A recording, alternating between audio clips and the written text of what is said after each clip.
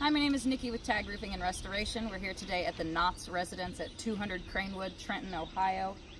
Today I'm doing a repairability test next to all of this mess that insurance has already paid for.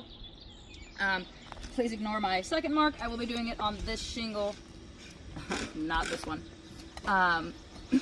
To do a repair test, we have to do an actual repair, you would need to not only manipulate this line of shingles, but this and this as well to get the nails out for this one.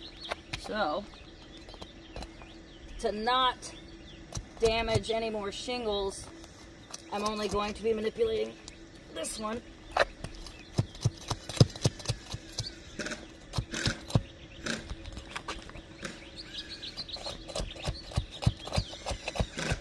This seal doesn't right.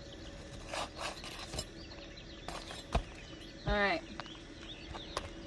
So to simulate a repair, I will be lifting the shingle 3 times. You got 1, 2, and 3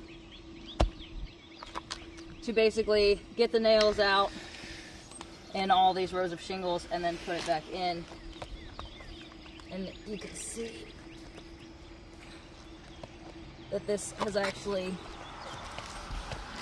broken the seal of the shingle right underneath of this one.